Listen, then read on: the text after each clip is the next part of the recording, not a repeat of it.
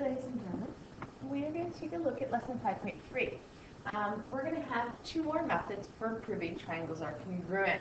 So with this three-sided object, this three-angled object, we are going to end up having, or figure I should say, we're going to have a number of options on how to prove that they are congruent. And so this time we're going to take a look at what's called ASA, angle, side, angle. And once again, we have to think of this as the side in between two angles. And then angle, angle, side. Two consecutive angles, and then the side not between them. All right? So let's start taking a look at what they want us to do there. So postulate 14 is what they start us off with, and it's the angle, side, angle congruence postulate. And so what it says is if two angles in the included side, so the side is in between the two angles, that's why we say ASA, are congruent to two angles in the included. So we want to make sure that we're paying attention that this means included, in between. In the included side of a second triangle, then the two triangles are congruent.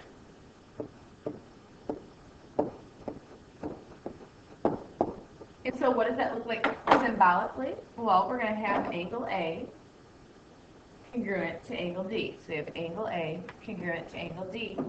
We're going to have side AC congruent to DF. So AC is congruent to DF. And that means in order for it to go angle, side, angle, I have to go from angle to side to angle. I have to go in that order. And so in fact, angle C is congruent to angle F. So you can see here two congruency marks. So that's what angle, side, angle is. We go from angle to side to angle. We can see the congruent side between the two angles. So that means we need to write a congruency statement. That means angle ABC is congruent to, well, A is congruent to D, C is congruent to F.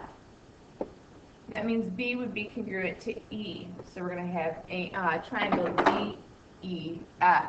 Notice I went a little out of order. I didn't go first, second, and third, but I'm matching up what I know from my congruent angles. All right, so now what we want to do is to do our follow-up. And I am going to have you guys we'll start this, and then I'm going to have you guys finish this, and we'll check it in class. The first thing we want to do is take a look at two angles, and then what is their included side. Because in order to use angle, side, angle, we have to make sure that you guys recognize what it means to have the side in between the two angles. So they want us to take a look at angle T and angle G. Well, angle T and G, what's the included side? Well, imagine that it's TG. Look at that. Angle T, angle G is TG. First one could be a coincidence.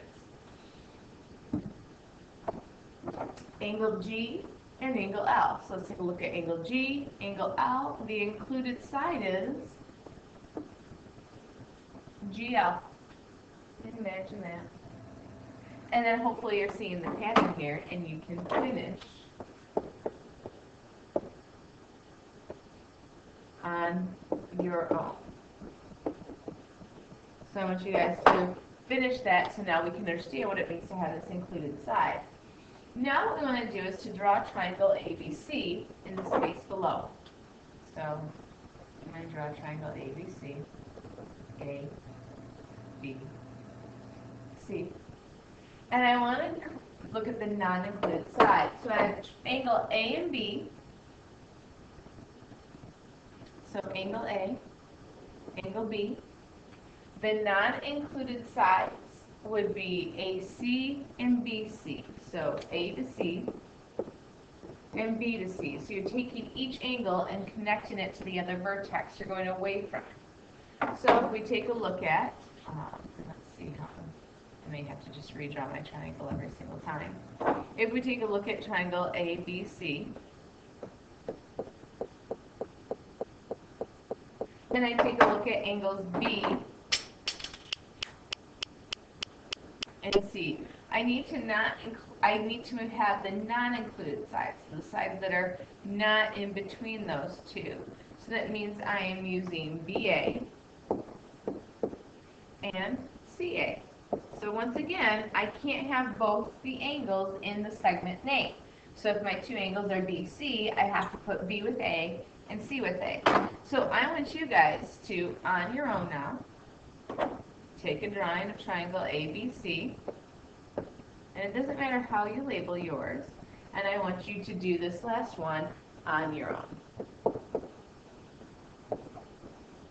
I want you to look at angle A and angle C and figure out what the non-included sides will be. All right, now what we're going to do is take a look at and see if we can figure out when we get to use angle, side, angle. So based on the diagrams, can you use the angle, side, angle congruence postulate to show that the triangles are congruent? Explain.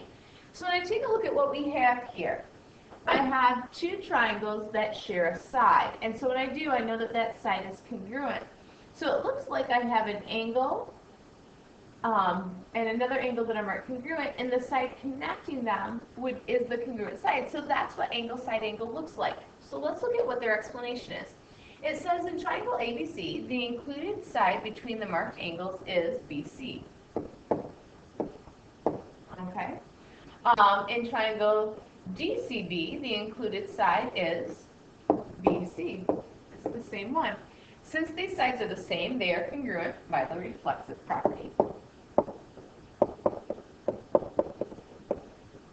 So that means if we look at our angles, angle ACB, so if we take a look at angle ACB, is congruent to angle DBC.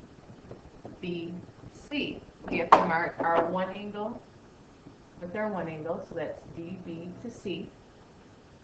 And then angle ABC, if we go A to B to C, that's our two mark, is congruent to DCB.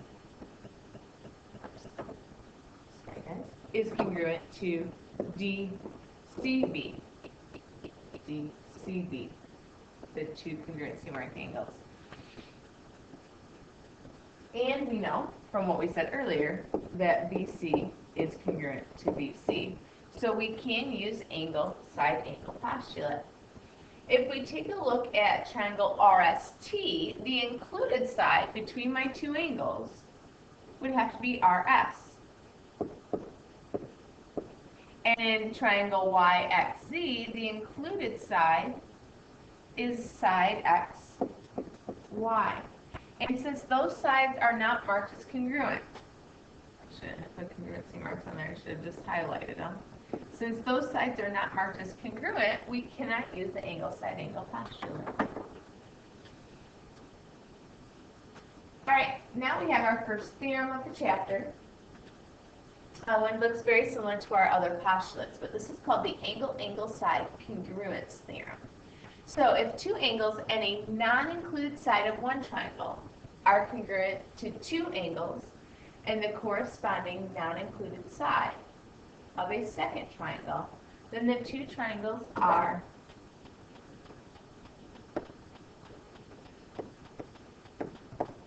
congruent.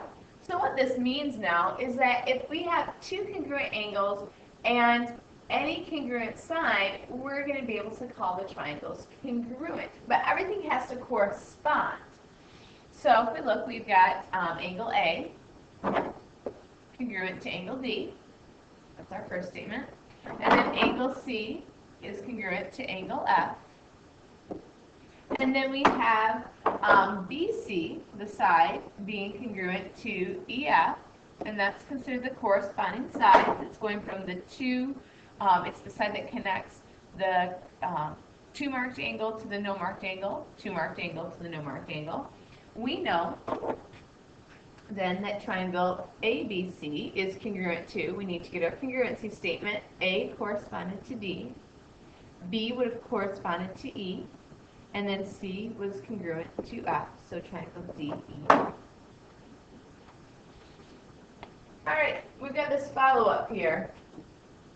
It says in example 1, part B, can we use the angle side congruency theorem to show that the triangles are congruent? So let's see what magic I can work here with my board. I want to pin this paper here, and then let's try and go back to here. All right. So here we go. We're looking at example 1, part B. So we're looking at this example here. It's a little bit small, but I think you guys can just look at the top of your page there.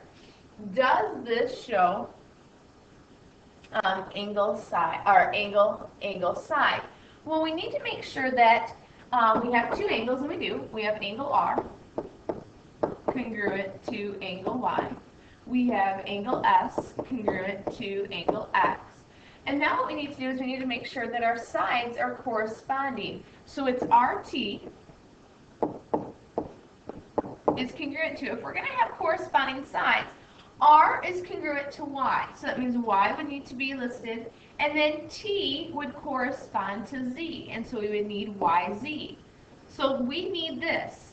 Do we have this? Let's check and see. Do we have that? If I look, I've got RT congruent to YZ. I do have that. I do have corresponding parts on those sides that are congruent. So I have two angles and a non-included side. So yes, that is what angle side would actually look like. All right. Doing pretty good here, guys. All right, so let's take a look at example 2. What additional, we need to figure out what information is missing. What would we need to know? So what additional information is needed to use the angle side congruency theorem? We're looking at triangles JKL and NML, and we need to, we want to use angle side. All right, which means we don't want the side to be between our two angles. So our, what we're given is KL is congruent to M. So we know that. We know that angle KLJ, so angle KLJ, is congruent to angle MLN because they are vertical angles. All right? So even though they didn't mark that, I've got to start looking at my diagrams for that shared side or this vertical angle. All right, so I've got an angle and a side that is marked. It needs to be a non-included side. So I can't follow from L to K. I can't connect those. That means I need to have two angles that are away from that side. We did non-included sides, so that means L and J would need to be in the first triangle. And L and N, we would need to go up here to N, would need to be in the second triangle. Because I can't have that congruency mark of blue between the two angles. It needs to be away from them. So in order to use the angle side angle theorem, I need the congruence of angle J being congruent to angle N. Alright, so you need to make sure we're, for angle side, we're using the non-included side. Alright, so then not only are you going to figure out what information you may be missing or may need, you're going to figure out are the triangles congruent. So, does it give you enough information to show that they are congruent? If so, state what postulate you're using.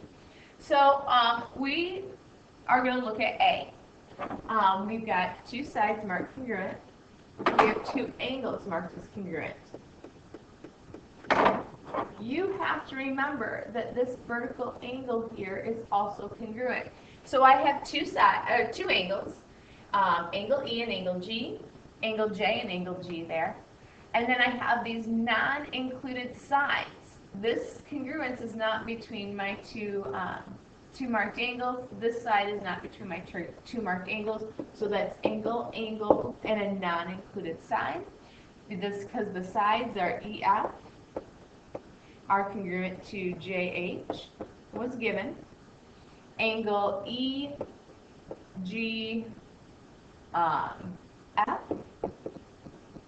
is congruent to angle JGH is given by the, oh, I'm sorry, guys. Nope.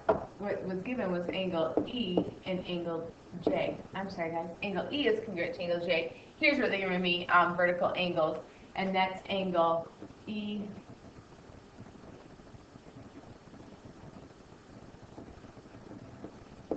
GF is congruent to angle JGH. All right. If we look at B, I have I have a side that's marked congruent in each triangle, and then I have a shared side that's marked as congruent. I I don't have any angles. I don't have any vertical angles. I don't know that anything is parallel. And so when all I have are two sides that are congruent, I cannot conclude that the triangles are congruent. All right, if we take a look at C, I'm going to be able to use the angle side angle postulate. I'm going to be able to use angle side angle because if we look at this, we have these parallel lines. All right, and when we have those parallel lines cut by transversals, I have alternate interior angles that are congruent. So angle 1 is congruent to angle 3. They are alternate interior angles. I have angle 2 congruent to angle 4. And then we have this reflexive property of this shared side of WZ being congruent to WC. So there's my reflexive property. These are two angles with the included side. All right.